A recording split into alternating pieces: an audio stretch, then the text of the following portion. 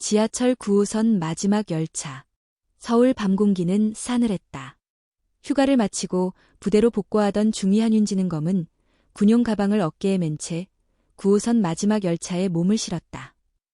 시간은 밤 11시 45분. 종착역까지 남은 정차역은 몇 개뿐이었다. 객차 안은 적막했다. 피곤에 절은 얼굴들, 고개를 떨군 사람들, 이어폰을 낀 채 다른 세상에 빠진 사람들. 윤지는 아무 말 없이 창밖을 바라보았다. 서울의 불빛은 찬란했지만 그 속을 채운 사람들의 눈빛은 점점 더 무감각해지고 있는 듯했다. 열차가 다음 역에 정차했을 때 윤지의 정면 자리에 앉은 남성 셋이 탑승했다. 그들은 검은 가죽 자켓에 문신이 선명하게 드러나는 반팔을 입고 있었고 술에 취한 듯 휘청이며 소란스럽게 웃었다. 어이 군인 아가씨네. 혼자야. 그중 하나가 윤지에게 말을 걸었다. 윤지는 고개를 숙였다. 모른 척했다. 하지만 남자는 물러서지 않았다. 윤지의 어깨를 툭툭 건드리며 말을 이었다. 요즘은 여자도 군대 가나 보네. 멋있네, 진짜. 그만해주세요. 윤지는 떨리는 목소리로 말했지만 남자들은 오히려 더 흥이 난 듯 키득거렸다. 목소리까지 귀엽네. 어느 부대야? 같이 한잔할래? 옆에 있던 키 큰 남자가 윤지의 턱을 들어 올리려 하자 윤지는 몸을 뒤로 젖혔다. 가방을 꽉 움켜쥐었다. 그 안엔 어머니가 싸준 반찬통이 있었다. 내일부터 다시 훈련이 시작될 예정이었고 그걸 생각하면 마음이 설레었는데 지금은 오직 두려움뿐이었다. 그 순간 주변 승객들은 모두 고개를 돌렸다. 누구 하나 나서지 않았다. 스마트폰만 바라보거나 못 들은 척 눈을 감았다. 윤지는 속으로 외쳤다. 누군가, 제발 누군가 도와달라고. 하지만 그 외침은 침묵 속에 흩어졌다. 여군 계급장이네. 소희. 귀엽다 귀여워. 남자 하나가 윤지의 어깨를 만지며 희롱했다. 윤지는 다시 한번 말했다. 제발, 그만하세요. 그 순간이었다. 객차 연결문이 열리며 조용히 누군가 들어섰다. 중년의 여성. 평범한 검은 코트, 단정한 머리, 말없이 걷는 그 모습은 누가 봐도 일반인이었다. 하지만 그녀의 눈빛과 발걸음은 확실히 달랐다. 묘하게 군인다운 기품이 느껴졌다. 그녀는 아무 말 없이 새 남자 앞으로 다가갔다. 그만하세요. 단호하지만 낮은 목소리였다. 남자들은 웃으며 되물었다. 아줌마, 뭔데? 상관없으면 비켜. 그러나 여자는 단 한 발자국도 물러서지 않았다. 그 역은 제가 책임지겠습니다. 더 이상 건드리지 마세요. 말이 끝나자마자 남자 중 하나가 여성의 어깨를 밀었다. 순간 여성은 놀라운 속도로 그의 손목을 잡아 비틀었다. 큰 덩치의 남자는 비명을 지르며 바닥에 쓰러졌다. 악! 두 남자가 동시에 덤벼들었지만 그녀는 마치 춤을 추듯 매끄럽게 그들을 제압했다. 객차는 정적에 휩싸였다. 다음 역에서 내리세요. 여성이 말하자 남자들은 아무 말 없이 도망치듯 열차에서 내렸다. 윤지는 넋을 잃은 채 그 여성을 바라보았다. 이 사람이 정말 사람 맞나 싶을 정도로 침착하고 정확한 움직임. 군인이 아니라면 몇 년간 특수훈련을 받은 전문가처럼 보였다. 괜찮으세요? 그녀가 윤지에게 조용히 물었다. 윤지는 고개를 끄덕이며 겨우 대답했다. 네, 정말 감사합니다. 어느 부대 소속이신가요? 27사단 소속입니다. 여성의 눈빛이 순간 흔들렸다. 뭔가 기억을 떠올리는 듯한 표정이었다. 그렇군요. 늦은 시간이니 제가 집까지 바래다 드릴게요. 괜찮습니다. 이미 큰 도움을 받았는걸요. 이런 사람들 다시 나타날 수도 있어요. 제가 끝까지 책임지겠습니다. 두 사람은 열차에서 내려 함께 조용한 밤길을 걸었다. 가로등 불빛 아래 두 사람의 그림자가 나란히 늘어졌다. 윤지는 조심스레 물었다. 혹시 무술을 배우셨나요? 조금요. 여성은 짧게 대답했다. 그 말투에는 겸손함과 자신감이 동시에 배어 있었다. 걸으며 윤지는 자신의 이야기를 털어놓았다. 어릴 적부터 꿈꿨던 군인의 길, 부모님의 반대를 무릅쓰고 입대한 이야기, 부대 생활의 고됨과 여군으로서 마주하는 시선들. 그녀는 조용히 고개를 끄덕이며 윤지의 말을 들어주었다. 그리고 그 밤 두 사람은 서로의 인생에 첫 발을 내딛었다는 사실을 아직 몰랐다. 지금까지의 삶과 전혀 다른 방향으로 흘러갈 거란 것도. 이름도 모르는 중년 여성의 손에는 아직도 윤지가 떨어뜨린 작은 은색 펜던트가 쥐어져 있었다. 밤 공기는 더 깊어졌고 두 사람은 서울 외곽의 한 주택가로 향하는 골목길을 조용히 걸었다. 윤지는 아직도 방금 전 지하철 안에서 벌어진 일이 믿기지 않았다. 자신을 구한 이 중년 여성은 도저히 평범한 시민으로 보이지 않았다. 걸음걸이, 동작, 눈빛, 그 어느 것도 흔하지 않았다. 실례지만 혹시 군인이신가요? 윤지가 조심스럽게 물었다. 여성은 걸음을 멈추지 않은 채 짧게 대답했다. 맞아요. 윤지의 눈이 커졌다. 정말요? 어느 부대이신지 여쭤봐도 될까요? 육군 제8사단입니다. 그 이름을 듣는 순간 윤지의 얼굴에 놀라움이 번졌다. 그 부대는 그녀의 아버지 한태석 중사가 과거에 소속되어 있던 곳이었다. 물론 그는 이미 그녀가 아주 어릴 적 작전에 투입되었다가 전사한 것으로 알고 있었다. 그녀는 망설이다가 조심스레 말을 꺼냈다. 사실 제 아버지도 그 부대에 계셨어요. 아주 오래전이지만요. 한태석 중사님이셨어요. 그 순간 김정화의 걸음이 멈췄다. 그녀는 고개를 돌려 윤지를 바라보았다. 눈빛 속에는 놀라움, 의심, 그리고 어딘가 깊은 그리움 같은 감정이 뒤섞여 있었다. 한태석? 네, 돌아가신 지 오래됐어요. 어머니가 그렇게 말씀하셨어요. 전 아버지 얼굴도 잘 기억이 안 나요. 윤지가 작게 웃으며 말했다. 그 순간 그녀의 가방이 흔들리며 안쪽에서 무언가 작게 떨어져 나왔다. 작은 은빛 펜던트 하나. 십자가 모양의 세월의 흔적이 담긴 낡은 장신구였다. 김정화는 허리를 굽혀 그것을 집어들었다. 손에 쥔 순간 그녀의 표정이 일그러졌다. 그녀는 펜던트를 조심스럽게 뒤집었다. 뒷면에는 희미하게 새겨진 이름과 날짜가 남아 있었다. 1999.7.14 HTS. 그녀는 입을 굳게 다문 채 눈을 감았다. 이 펜던트 어디서 구하셨어요? 그녀의 목소리는 떨리고 있었다. 어머니가 주셨어요. 아버지 유품이라고. 작전 나갈 때마다 꼭 지니고 다니셨다고 하더라고요. 김정화는 더 이상 말하지 못했다. 그녀는 조용히 펜던트를 윤지에게 건넸다. 이 펜던트, 나도 본 적 있어요. 아주 오래전이지만. 윤지는 어리둥절한 표정으로 그녀를 바라보았다. 정말요? 혹시 제 아버지를 아셨나요? 김정화는 고개를 천천히 끄덕였다. 그녀는 잠시 하늘을 올려다보았다. 밤하늘엔 별이 없었지만 그녀의 눈에 익힌 기억들이 떠오르고 있었다. 그분은 내 생명의 은인이셨어요. 윤지는 말을 잇지 못하고 그녀의 얼굴을 바라보았다. 1999년 여름, 명동 한복판에서 테러가 있었어요. 당시 나는 중위였고 정보사와 협력 작전을 진행 중이었죠. 폭발로 인해 건물이 붕괴되고 나는 잔해에 깔려 의식을 잃었어요. 그때 나를 구해준 사람이 바로 내 아버지였어. 윤지는 입을 다물지 못했다. 그분은 나를 끌어냈고 대신 잔해에 깔렸어요. 내가 병원에서 깨어났을 땐 이미 의식이 없었다고 했죠. 그 죄책감을 안고 난 지금까지 살아왔어요. 김정화는 목소리를 낮추었다. 내가 지금 여기 있는 건 내 아버지 덕분이에요. 윤지의 눈에 눈물이 고였다. 그녀는 늘 막연하게 아버지를 그리워했지만 이렇게 구체적인 이야기를 들은 건 처음이었다. 그가 누구를 구했고 어떤 사람이었는지 이제야 비로소 알게 된 것이다. 그래서 저를 도와주신 거였군요.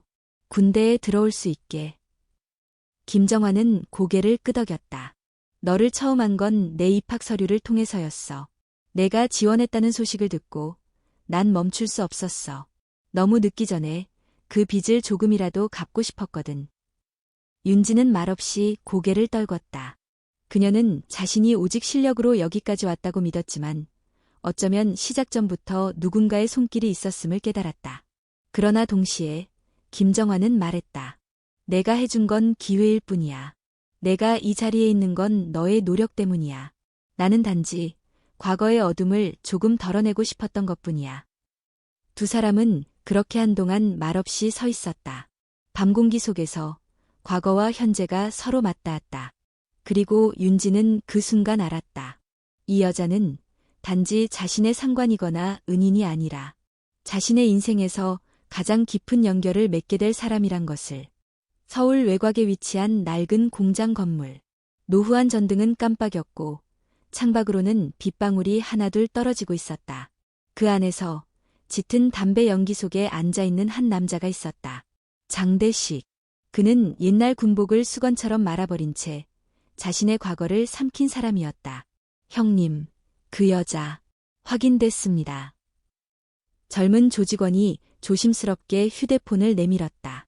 그 화면에는 인터넷 기사 하나가 떠 있었다. 육군 제8사단 첫 여성 사단장 김정화 인터뷰. 장대식의 눈빛이 차갑게 식었다. 그는 화면을 바라보며 한참 말이 없었다. 그러다가 문득 헛웃음을 내뱉었다. 2년이 아직도 날뛰고 있었구나. 2007년 그는 육군 군납과 관련된 비리를 주도하고 있었다. 수년간 물 흐르듯 진행되던 계약 조정은 김정화 당시 소령의 단호한 수사로 송두리째 무너졌다. 그 결과 그는 전역은커녕 민간 형사처벌까지 받아 3년을 복역했다. 그 시절의 분노는 감옥에서도 식지 않았다. 수치심, 모욕감, 자존심의 파편들이 매일 밤 그의 귓가에서 속삭였다. 그년이 아니었으면 난 지금쯤 사단 참모장이었어. 그의 목소리는 침착했지만 그 안엔 분노가 숨겨지지 않았다. 형님, 직접 건드리시긴 좀 위험하지 않습니까? 이제 사단장이시라. 부하의 말에 장대식은 입꼬리를 올렸다. 사단장이면 뭐해? 딸 하나 지키지 못하면 그냥 여자야. 딸, 있으십니까? 그래. 이름은 김서연. 홍익대학교 다니더군. 요즘 애들은 SNS에 지들 일상 다 올려. 위치 파악. 5분이면 돼. 그는 부하에게 손짓했다. 정보팀 모두 투입시켜. 이서연의 하루 일과, 친구, 교통수단 다 추적해. 특히 이번 주말 축제. 거기서 시작한다. 그의 눈빛은 마치 사냥감을 정조준한 맹수 같았다. 같은 시각 서울 용산구의 숙소. 김정환은 창밖을 바라보고 있었다. 윤지와 헤어진 뒤 그녀의 마음은 복잡했다. 수십 년 전 한태석이라는 이름을 다시 들었을 때 그녀의 심장은 잠시 멈췄다. 그리고 오늘 밤 그의 딸과 눈을 마주쳤다. 이런 인연이 있다니. 그녀는 손에 쥔 펜던트를 바라보며 중얼거렸다. 그날의 기억. 잿더미 속 피범벅이 된 손으로 그녀를 끌어내던 남자의 눈빛. 희미하지만 또렷했던 죽음과 마주한 사람의 용기. 그리고 자신은 그 손을 붙잡고 살아나왔다. 자책과 감사는 늘 그녀의 삶을 따라다녔다. 그녀는 결국 군인의 길을 계속 걸었다. 전역을 고민한 적도 있었지만 늘 마음속엔 어떤 채무감이 있었다. 누군가를 위해 살아야 한다. 그 믿음이 그녀를 이 자리까지 이끈 것이었다. 하지만 그녀는 아직 몰랐다. 그 믿음이 곧 그녀에게 가장 큰 시련을 안길 거라는 것을. 며칠 후 홍익대학교 캠퍼스. 형형색색의 현수막과 풍선들이 거리를 수놓고 있었다. 학생들은 분주하게 부스를 준비하고 동아리 홍보와 길거리 공연으로 축제 분위기는 무르익었다. 그 중심에서 김서연은 친구들과 함께 웃으며 사진을 찍고 있었다. 서연은 어머니와는 정반대의 삶을 살아가고 있었다. 그녀는 예술을 사랑했고 사람과 어울리는 것을 좋아했다. 군인의 딸이라는 사실이 종종 무겁게 느껴졌지만 그걸 외면하지도 않았다. 오늘은 그냥 즐기자. 엄마 생각은 잠깐 접어두고. 서연은 그렇게 웃으며 말했지만 그녀도 모르게 누군가가 그녀를 멀리서 지켜보고 있었다. 캠퍼스 정문 옆 검은색 SUV 차량 안. 장대식의 부하 2명이 망원경과 카메라로 서연을 주시하고 있었다. 저기 있습니다. 핑크 원피스 입은 학생. 친구들 사이에 있어서 바로 접근은 힘들겠네요. 기다려. 해질 무렵 흩어질 때가 온다. 장대식의 음성이 무전을 타고 전달됐다. 그는 철저하게 기다릴 줄 아는 사람이었다. 전장의 규칙은 명확했다. 가장 약한 틈, 가장 느슨한 순간을 노리는 것. 그것이 그의 방식이었다. 서울의 하루는 저물고 있었다. 불빛이 하나둘 캠퍼스를 밝히고 음악 소리와 환호성이 밤을 채웠다. 하지만 그 속엔 이미 그림자가 드리워지고 있었다. 그 누구도, 김정화도, 윤지도, 서연 본인조차도 알지 못했다. 이날 밤, 한 사람의 삶이 송두리째 흔들릴 거라는 걸. 그리고 이 그림자가 또 다른 인연들을, 오래된 과거의 고리까지도 함께 끌어올릴 거라는 걸. 서울 용산구, 늦은 밤. 김정화는 조용히 부엌에서 물을 끓이고 있었다. 전날의 만남 이후 잠을 설쳤고 머릿속은 온통 복잡한 생각으로 가득했다. 윤지, 한태석의 딸. 그리고 지금은 자신이 지휘하는 부대의 일원. 이 모든 것이 우연일 수 있을까? 그녀는 되뇌었다. 그 아이의 얼굴 속에서 아버지의 흔적을 보는 순간 잊고 있던 죄책감이 되살아났다. 그녀는 오래전부터 생각해왔다. 만약 그날 내가 조금만 빨리 움직였더라면, 그가 대신 잿더미에 깔리지 않았더라면, 지금쯤 그는 어디에서 어떤 삶을 살고 있었을까? 탁! 정화는 물 끓는 주전자의 소리에 생각을 멈췄다. 컵에 따뜻한 차를 따르고 거실로 돌아가려는 순간 현관문이 열렸다. 엄마, 나왔어. 김서연의 밝은 목소리가 정적을 깨뜨렸다. 그녀는 무대 리허설을 마치고 집으로 돌아온 길이었다. 늦었네. 밥은 먹었어? 응, 친구들이랑 간단히. 서연은 가방을 내려놓고 소파에 털썩 앉았다. 정화는 조용히 그녀를 바라보았다. 군복을 입은 자신과 형형색색의 캠퍼스 생활을 누리는 딸. 둘은 너무나 다른 삶을 살고 있었다. 내일 축제지? 응, 메인 공연도 있고 외부 가수도 진짜 기대돼. 서연은 들뜬 표정으로 말했다. 정화는 그 모습에 미소를 지었지만 눈빛은 어딘가 모르게 멀어져 있었다. 서연은 엄마의 표정을 보고 고개를 갸웃했다. 에이, 뭔가 걱정돼? 아니야. 그냥 좀 피곤해서 그래. 엄마, 혹시 나 때문에 걱정하는 거야? 난 잘 지내. 별일 없어. 알아. 그래도 항상 조심해.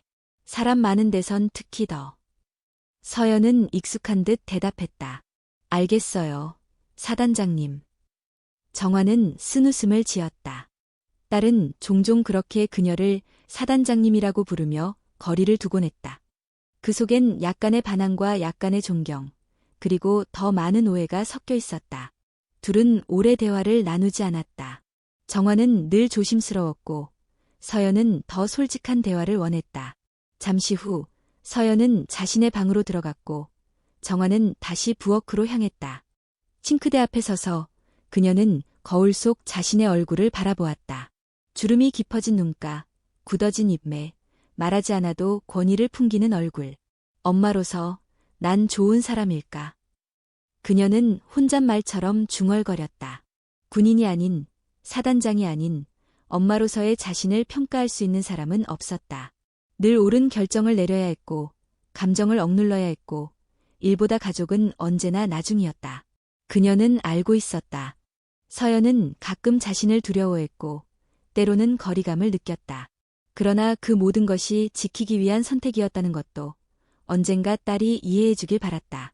다음 날 아침, 정화는 부대 출근 준비를 하며 거실에서 서연을 배웅했다. 축제 잘 다녀와. 늦게 끝나면 연락하고.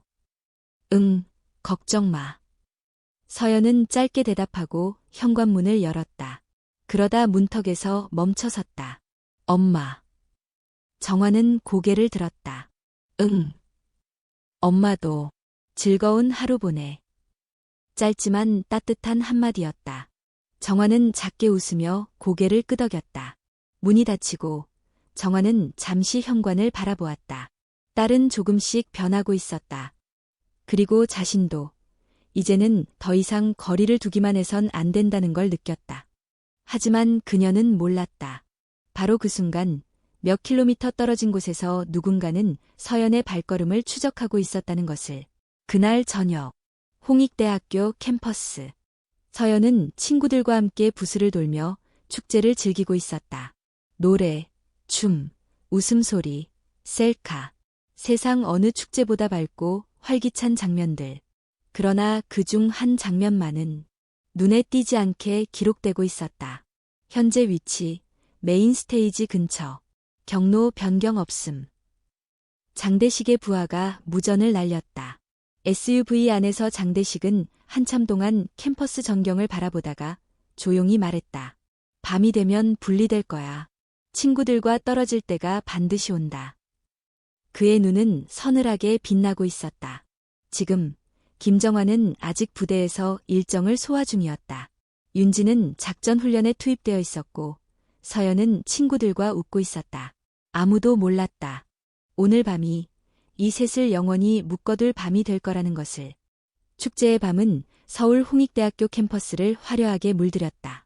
무대 위에서는 인기 밴드의 공연이 한창이었고 수많은 학생들이 무대 앞에 모여 손을 흔들고 환호했다.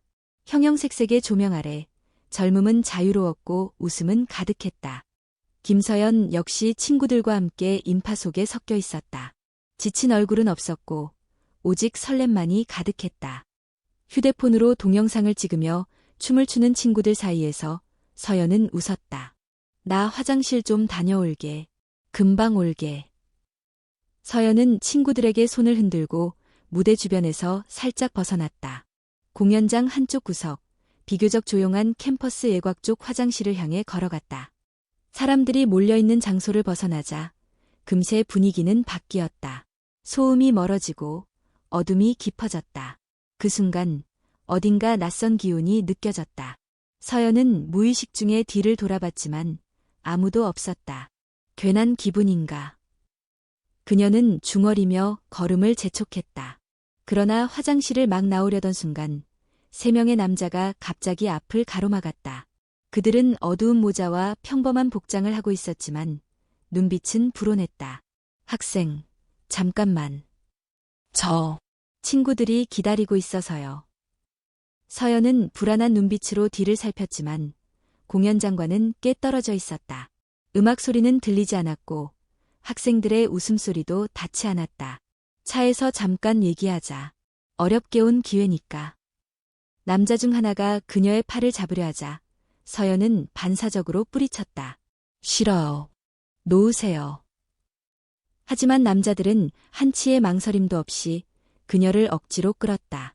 비명은 입에서 새어나올 틈도 없이 한 남자가 그녀의 입을 막았다. 저항은 있었지만 역부족이었다. 근처에 대기 중이던 검은색 벤 차량의 문이 열렸고 순식간에 서연은 그 안으로 밀어 넣어졌다. 그녀의 가방이 바닥에 떨어졌고 휴대폰은 땅에 부딪혀 화면이 깨졌다. 차량은 급하게 캠퍼스를 빠져나갔다. 아무도 이상을 눈치채지 못했다. 친구들조차도 서연이 조금 늦는다고 생각할 뿐이었다. 서연은 입이 막힌 채 손과 발이 묶여 있었다. 눈앞은 어둡고 머릿속은 혼란스러웠다. 차량이 어디로 가고 있는지 알 수 없었다. 그녀는 눈물로 범벅된 얼굴로 창밖을 바라보며 속으로 외쳤다. 엄마. 시간이 얼마나 지났을까. 차량은 서울 외곽의 한 폐창고 근처에 멈췄다. 문이 열리고 남자들이 서연을 끌어내렸다. 그녀는 비틀거리며 끌려가다시피 했다. 낡은 철문이 열리고 서늘한 공기 속으로 그녀는 밀어 넣어졌다. 컨테이너 안은 비좁고 차가웠다. 그곳에는 오래된 사무책상 하나와 감시용 CCTV 카메라 하나가 달려 있었다. 입을 막았던 테이프가 잠시 제거되었고 그제야 서연은 숨을 크게 내쉬었다. 왜 이러시는 거예요? 제가 뭘 잘못했는데요. 그녀는 울먹이며 말했다. 그러나 돌아온 것은 냉소적인 목소리뿐이었다. 잘못은 내 엄마가 했지. 넌 그냥 대가를 치를 뿐이야. 목소리의 주인은 장대식이었다. 그는 서연의 얼굴을 바라보며 말했다. 김정화, 참 대단한 여장이었지. 사단장까지 오르다니. 그런데 딸 하나 지키지 못해서야. 엄마에게 무슨 원한이 있으신지는 모르겠지만 저한테 이러는 건 아니잖아요. 아니지. 오히려 아주 정확한 선택이야. 내 엄마는 군복을 입고선 정의를 말했지. 그 결과 내 인생은 엉망이 됐어. 이제는 그 정의라는 걸 내 엄마 스스로 무너뜨릴 차례야. 그는 다시 테이프로 그녀의 입을 막고 컨테이너 문을 닫았다. 컨테이너 안은 다시 어둠과 침묵만이 가득했다. 서연은 두려움에 떨며 눈을 감았다. 어머니가 반드시 자신을 찾아올 것이라는 희미한 믿음만이 그녀를 붙잡고 있었다. 동시에 그녀는 두려웠다. 엄마가 자신을 위해 위험에 뛰어드는 모습을 상상하는 것만으로도 견딜 수 없었다. 그 시각, 홍익대 공연장에서는 친구들이 서연이 사라졌다는 사실을 뒤늦게 깨닫고 있었다. 처음엔 장난이라고 생각했지만 시간이 지나면서 분위기는 달라졌다. 전화도 안 받아. 메시지도 안 읽고. 화장실 갔을 때 누가 따라간 건 아닐까. 친구들은 캠퍼스 내를 샅샅이 뒤졌다. 그러나 서연의 흔적은 없었다.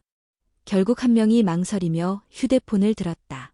김서연 어머니. 연락드려야 하지 않을까? 화면 속 연락처에는 엄마, 사단장, 라는 이름이 저장되어 있었다. 밤 9시 12분, 김정화는 부대 회의실에서 보고서를 검토 중이었다. 그녀의 얼굴엔 피로가 쌓여 있었지만 늘 그렇듯 무표정하고 단단했다. 군복 안에 감춰진 감정들은 언제나처럼 철저히 통제되어 있었다. 그때 휴대폰이 울렸다. 발신자는 김서연의 친구, 김지수였다. 정화는 순간 이상한 예감을 느꼈다. 여보세요? 사단장님. 저 지수예요. 서연이 친구요. 지수의 목소리는 떨리고 있었다. 무슨 일이죠? 서연이가 사라졌어요. 공연 중에 화장실 간다고 했는데 그 이후로 연락이 안 돼요. 전화도 꺼져 있고 가방은 무대 뒤에서 발견됐어요. 정화의 심장이 잠시 멈춘 듯했다. 지금 어디예요? 홍익대 캠퍼스, 공연장 근처예요. 정화는 보고서를 집어던지다시피 하고 자리에서 일어섰다. 운전병, 차량 바로 대기시켜. 말은 짧았지만 목소리는 날카로웠고 이미 사단장의 권위는 사라진 듯했다. 그녀는 더 이상 군인이 아니라 한 아이의 어머니였다. 차량이 도심을 가로지를 때 정화는 조수석에 앉아 창밖을 바라보았다. 서울의 불빛은 늘 그렇듯 찬란했지만 그날따라 차갑기만 했다. 그녀는 스스로 되뇌었다. 나는 수십 번 작전을 지휘했지만 지금처럼 무서웠던 적은 없었다. 홍익대에 도착했을 때 이미 경찰이 현장 조사를 시작하고 있었다. 서연의 친구들은 눈이 빨갛게 충혈된 채 연신 죄송해요 를 반복했다. 정화는 그들을 다그치지 않았다. 오히려 조용히 아이들을 안아주며 말했다. 너희 잘못 아니다. 서연이는 반드시 찾을 거야. 캠퍼스 주변 CCTV 영상이 확보되었고 공연장 외곽에서 서연의 모습을 마지막으로 확인할 수 있었다. 화장실 근처에서 그녀가 3명의 남자에게 붙잡혀 차량에 끌려가는 모습도 포착되었다. 정화는 이를 악물었다. 저 차량 번호, 경로, 모든 이동 기록 추적해. 지금부터는 개인적 일이 아니라 작전이야. 그러나 경찰은 조심스러웠다. 사단장님. 이 사건은 군관할이 아닌 민간 범죄입니다. 절차를 따르셔야. 정화는 말없이 지갑에서 증명서를 꺼내 내밀었다. 이 아이는 민간인이기 이전에 한 사람의 생명입니다. 그리고 나는 지금 사단장이기 이전의 어머니입니다. 그 순간 한 남자가 경찰서 안으로 들어왔다. 중년의 남자, 정장을 단정히 입었고 얼굴은 낯설면서도 어딘가 익숙했다. 김정화 사단장님, 맞으시죠? 그쪽은 누구시죠? 특수수사대 팀장, 한도규입니다. 그 이름의 정화는 본능적으로 눈을 찌푸렸다. 한도규. 잠시 침묵이 흘렀다. 그녀는 그의 얼굴을 뚫어지게 바라보았다. 그러다 입술이 떨렸다. 설마, 한태석. 남자는 조용히 고개를 끄덕였다. 맞습니다. 오랜만입니다. 정화는 믿을 수 없다는 표정으로 한도규를 바라봤다. 그는 1999년 자신을 구했던 바로 그 남자였다. 그리고 윤지의 아버지.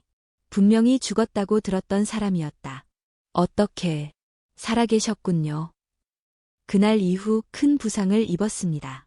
작전도 기밀이었고 외부 접촉은 통제되었죠. 정보사를 나와 민간 신분으로 전환되면서 모든 인연을 끊을 수밖에 없었습니다. 왜요? 왜 연락 한 번 없었어요? 그게 내가 살아있다는 걸 아는 것만으로도 누군가에게 위험이 될 수 있었으니까요. 내가 살아있다는 사실이 누군가의 약점이 될까봐. 그는 고개를 떨궜다. 하지만 딸만은 멀리서 지켜보고 있었습니다. 정화는 할 말을 잃었다. 그는 여전히 눈빛만은 예전 그대로였다. 정의롭고 단단하고 하지만 지금은 한 아이의 아버지로서 떨고 있었다. 지금은 말할 시간이 없습니다. 내 딸이 납치됐어요. 장대식이란 인물 혹시 알고 계십니까? 한도규의 눈빛이 변했다. 네, 그 이름 익숙합니다. 예전 군납비리 사건의 핵심이었죠. 수년간 추적 중이었습니다. 그가 다시 움직였단 말입니까? 그가 내 딸을 데려갔어요.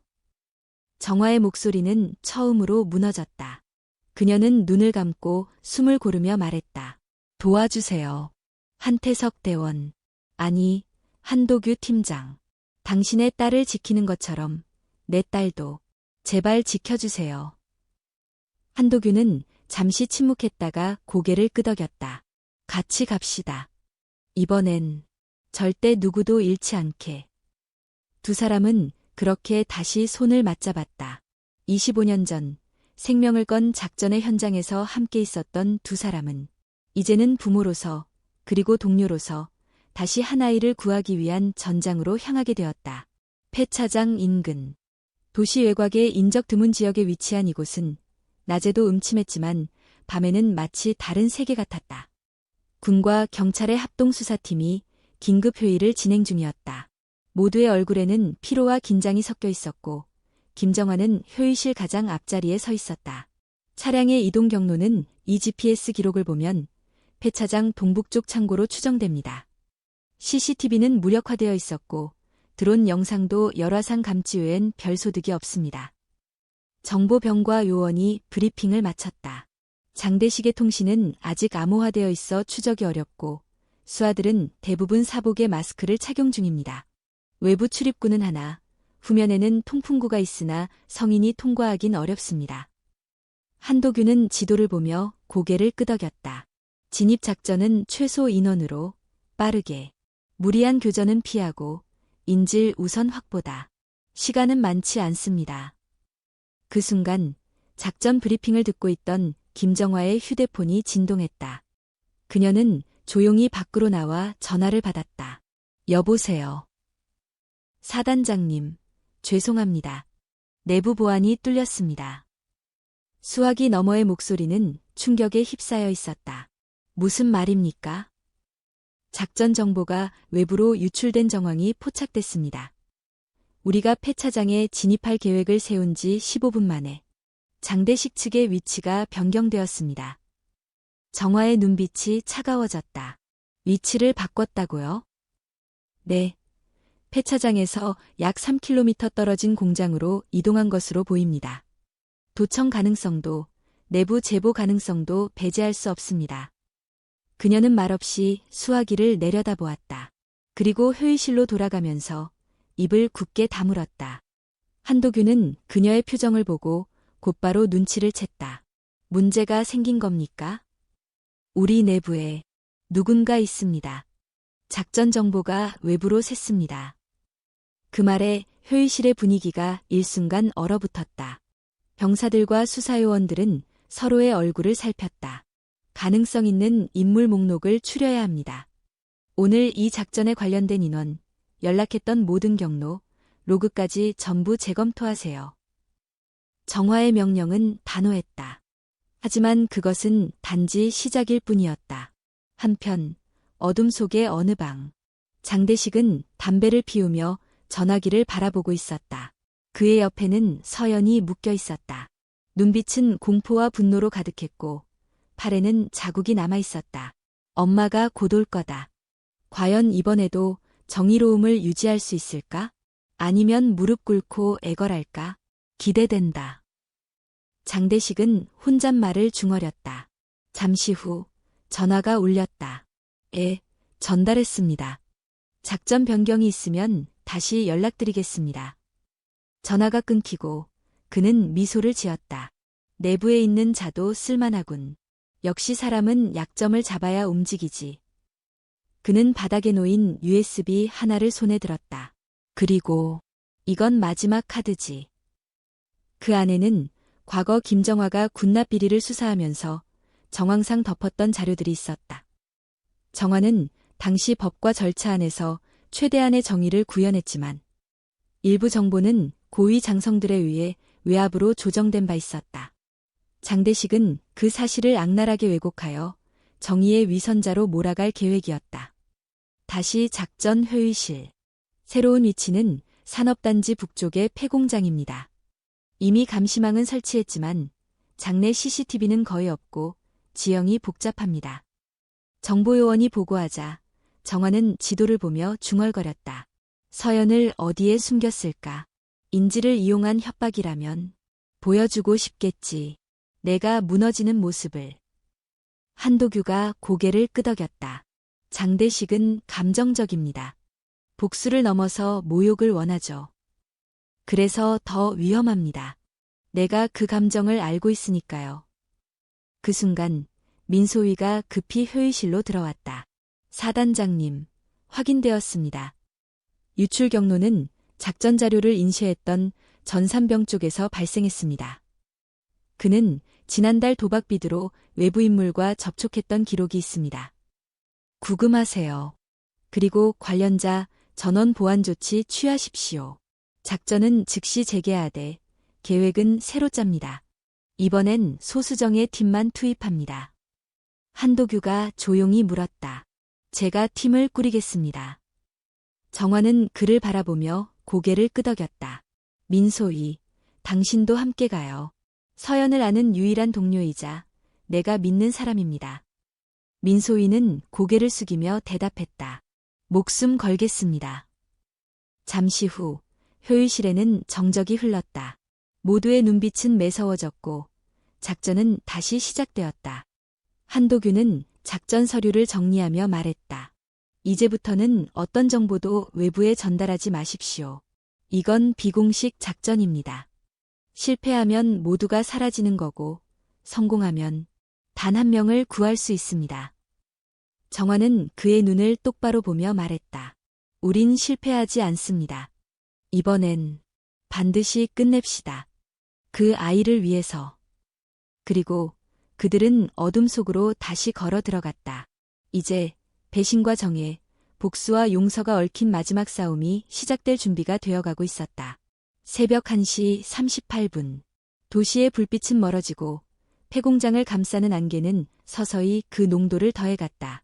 한때 활발히 돌아가던 공장이었지만 지금은 금속 냄새와 녹슨 철문 소리만이 남아있었다. 김정화, 한도규, 그리고 민윤지. 세 사람은 검은 전술복을 입고 조심스럽게 담장을 넘었다. 우측 외곽 감시탑, 움직임 없음. 내부열 감지 이상 없음. 진입 가능합니다. 한도규가 이어폰 너머로 작전 상황을 중계했다. 민윤지가 낮은 목소리로 말했다. 후방 우회 경로로 접근하면 인질 위치 추정 지점과 20m 거리입니다. 김정화는 고개를 끄덕였다. 정면 돌파는 마지막 수단이야. 서연이의 안전이 최우선이니까. 세 사람은 폐창고 후면의 환기구 근처로 이동했다. 환기구는 좁았지만 민윤지라면 통과할 수 있었다. 제가 먼저 들어가겠습니다. 조심해.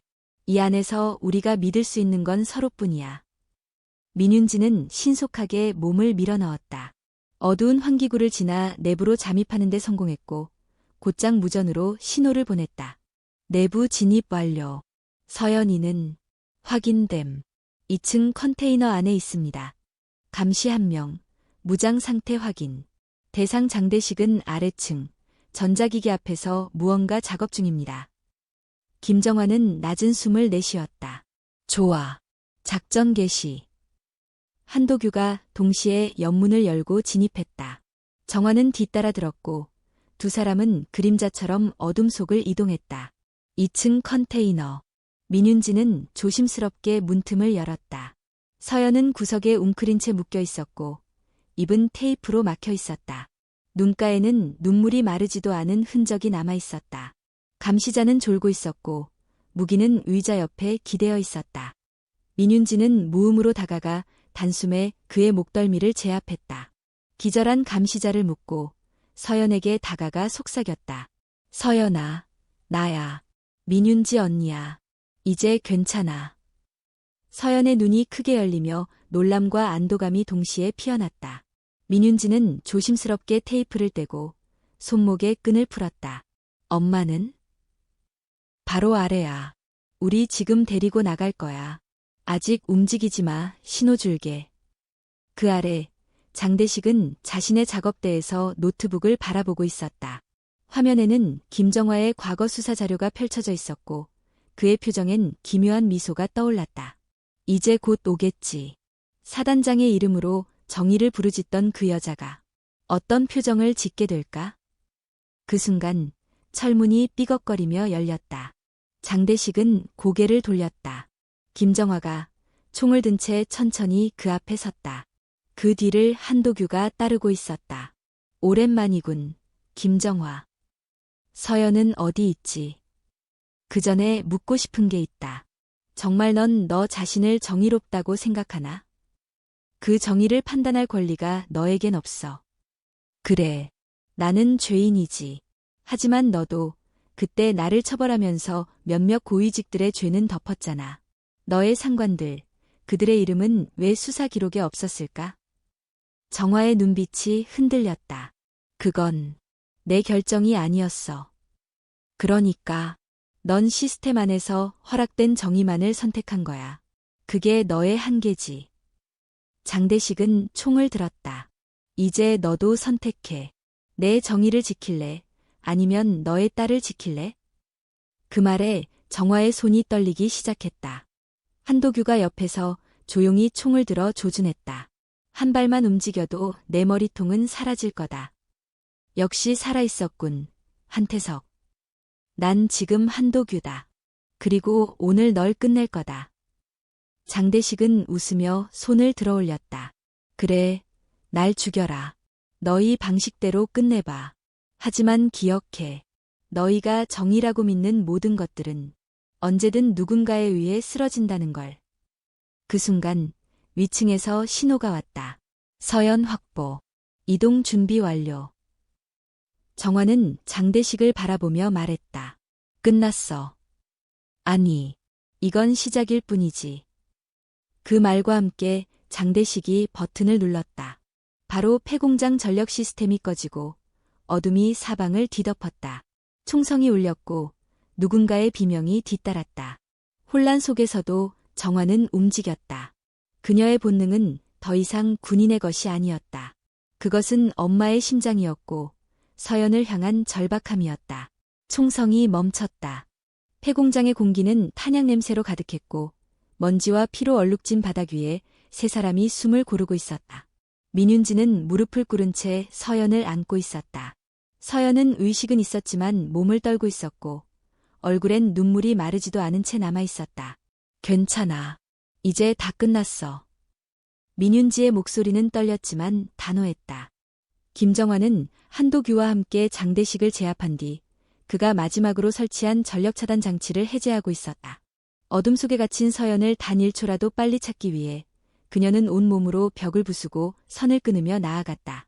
전원이 복구되며 공장 내부에 조명이 들어오자 구조팀이 즉시 투입되었다. 사단장님, 이쪽으로. 인질 확보 완료.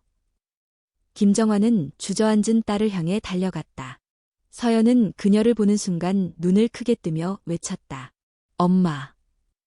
두 사람은 서로를 꼭 끌어안았다. 그동안 억눌렀던 감정이, 절망과 두려움이 이 한순간에 모두 터져나왔다. 괜찮아, 서연아. 엄마가 왔어. 이제 다 괜찮아. 그녀는 딸의 등을 쓰다듬으며 울고 또 울었다. 군복을 입은 강인한 사단장의 모습은 사라지고 그곳엔 오직 딸을 구한 한 명의 엄마가 있었다. 한도규는 장대식 앞에 서 있었다. 장대식은 피를 흘리며 웃고 있었다. 결국 이렇게 끝나는군. 정의는 승리했다. 그런 이야기라도 하고 싶은 거냐? 아니, 넌 단지 잘못된 선택을 반복한 인간일 뿐이다. 너도 예외는 아니야. 한태석. 아니, 한도규. 정보부 시절 내가 묻었던 사건들, 그 죄에서 자유롭다고 생각하나? 한도규는 조용히 총을 내렸다. 그 죄는 내가 평생 안고 살아갈 것이다. 하지만 지금 여기선 적어도 누군가를 지킬 수 있었어. 장대식은 고개를 돌리며 입꼬리를 실룩였다. 멋진 말이다. 그를 호송하던 경찰이 다가왔다. 체포영장에 따라 장대식을 구속합니다. 모든 기록은 군검찰에 이첩됩니다. 장대식은 묵묵히 끌려나갔다. 하지만 그가 남긴 상흔은 여전히 공간에 남아있었다. 그로부터 이틀 후 군병원. 서연은 병실에 누워있었고 김정환은 곁에 앉아 딸의 손을 잡고 있었다. 엄마, 정말 미안해요. 왜 내가 미안해? 엄마 때문에, 나 때문에 위험해졌잖아요. 김정환은 고개를 저었다. 엄마는 한 번도 후회한 적 없어. 널 위해 싸우는 건 내 삶에서 가장 옳은 일이었어. 서연은 그 말을 듣고 조용히 눈을 감았다. 나도 엄마처럼 되고 싶어요. 강하고 정의롭고 누군가를 지킬 수 있는 사람. 정환은 놀라면서도 감격했다. 하지만 그건 쉬운 길이 아니야. 너무 많은 걸 잃을 수 있어. 알아요. 그렇지만 엄마가 지킨 걸 이제는 내가 지켜드릴 차례인 것 같아요. 그 순간 문이 열리고 민윤지와 한도규가 들어왔다. 실례합니다. 민소희, 도규, 정말 고맙습니다. 정화가 고개를 숙이자 민윤지는 머리를 흔들었다. 사단장님 덕분에 저도 무서움을 이겨낼 수 있었어요. 그날 지하철에서처럼요. 서연은 웃었다. 언니가 있어서 다행이에요. 한도규는 조용히 입을 열었다. 이제야 모든 게 제자리로 돌아온 것 같습니다. 그는 망설이다가 말을 이었다. 사단장님, 그리고 민소희에게 말씀드릴 게 있습니다. 이번 작전 중에 확보한 장대식의 데이터에서 과거 군납비리 사건 관련 누락된 자료 일부가 발견됐습니다. 당시 군 고위층이 외압을 행사한 정황이 있습니다. 정화의 눈빛이 변했다. 그 사건은 이미 종결됐다고 생각했는데 지금이라도 공개하겠습니다. 제게도 책임이 있으니까요. 민윤지는 조심스럽게 물었다. 정말 공개해도 괜찮으세요? 상처가 다시 벌어질 수도 있어요. 정화는 깊은 숨을 내쉬었다. 정의는 완벽할 수 없지만 진실은 외면하지 않아야 해요. 그래야 서연 같은 아이들이 우리가 만든 세상을 믿고 살아갈 수 있죠. 모두가 고개를 끄덕였다. 그 순간 서연이 작게 말했다. 저도 군인이 되고 싶어요. 정화는 딸을 바라보다 미소 지었다. 그 길이 얼마나 험한지 엄마는 잘 알아. 하지만 내가 정말 원한다면 엄마는 끝까지 도와줄게. 며칠 후 국방부 브리핑룸.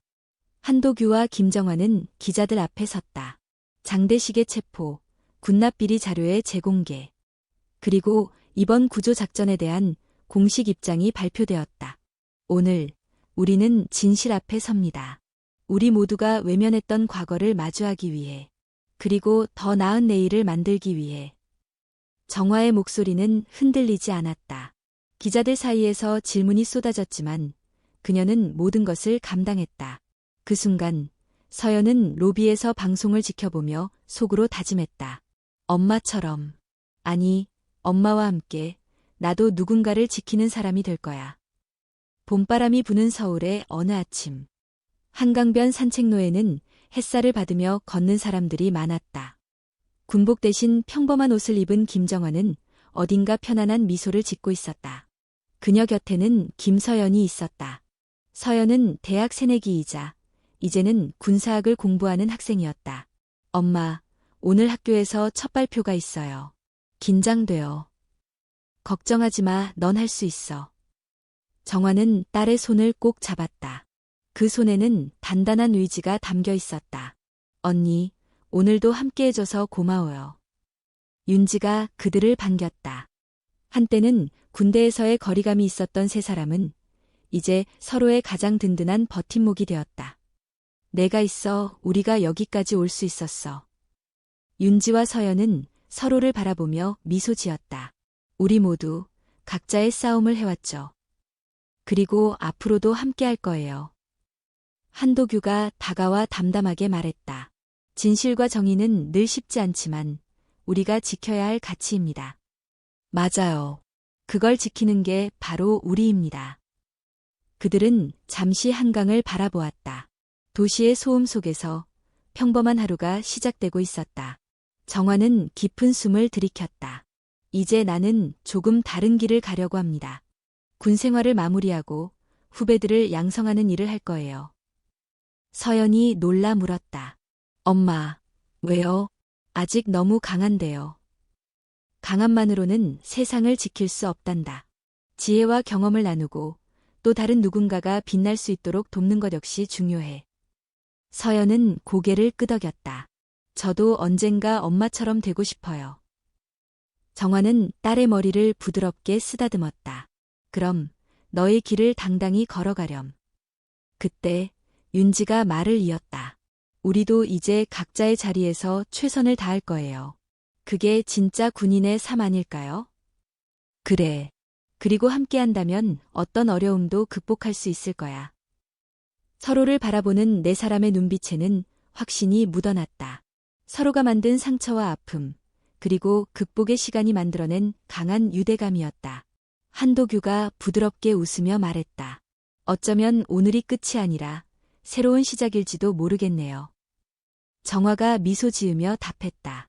맞아요. 우리 모두의 이야기이자 앞으로 나아갈 길에 대한 약속. 그들은 다시 한번 서로의 손을 맞잡았다. 바람이 살며시 불어와 이들의 머리카락을 흔들었다. 세상은 변해도 지켜야 할 가치는 변하지 않는다. 그리고 그 가치는 다음 세대에게 이어질 것이다. 멀리서 들려오는 새들의 노래처럼 희망의 멜로디가 울려 퍼졌다. 서울의 하늘 아래 한 명의 군인, 한 명의 어머니, 그리고 한 명의 딸이 함께 걸어가는 모습이 서서히 시야에서 사라졌다. 그들의 발걸음은 무겁지만 결코 멈추지 않는다. 그것은 지키는 자의 걸음걸음이었고 끝없는 희망을 향한 약속이었다.